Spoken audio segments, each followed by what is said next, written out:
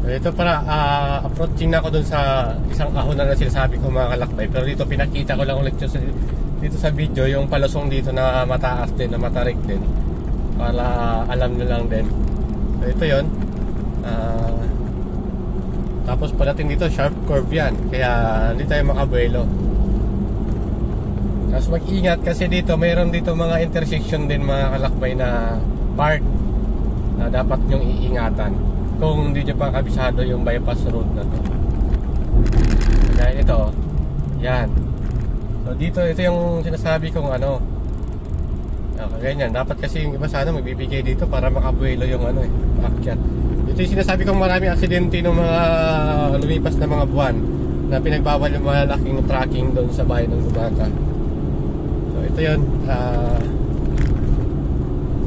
napaka tarik nga naman talaga nung ano na to, yung kalsada na to.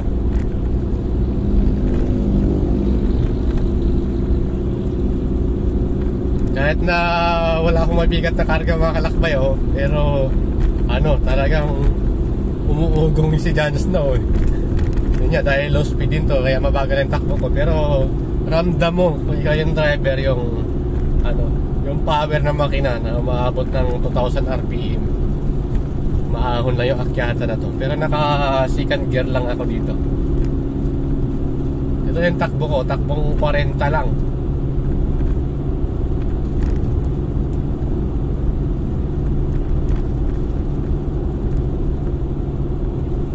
Mas maiksi lang to kaysa doon sa una kong na-post mga kalakbay, pero medyo sharp naman to kaysa doon sa nauna.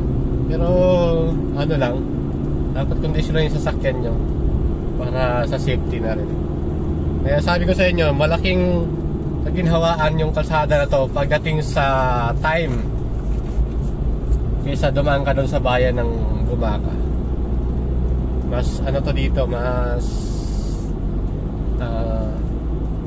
time saver ba? Anong tawag na? Kasi wala ka talagang traffic na madaanan.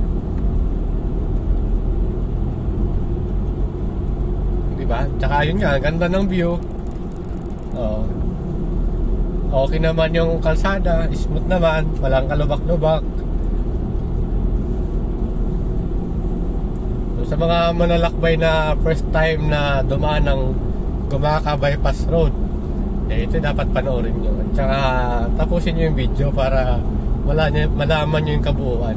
So part 1, part 2, part 3 pala to. Ito yung part 3 ko ng video ng daan na to.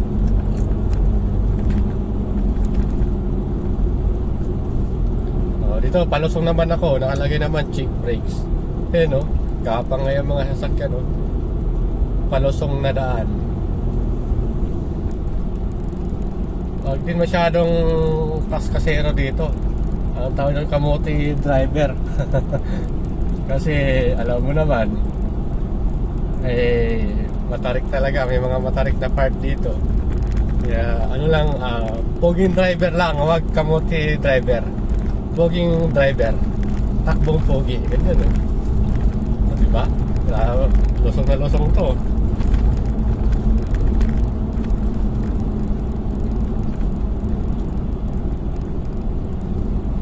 Itong part 3 na video to, medyo hinabaan ko na mga kalakbay para makita nyo yung lusungan dito. Papunta na to sa sa Maharlika, Andaya Highway na.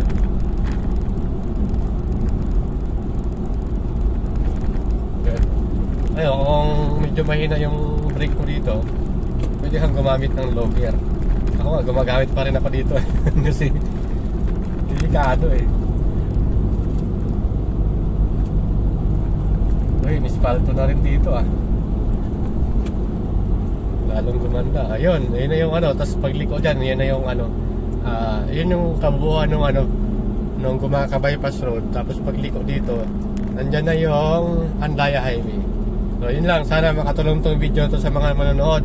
Pa-share naman din mga kalakbay kung nagustuhan mo yung video na to.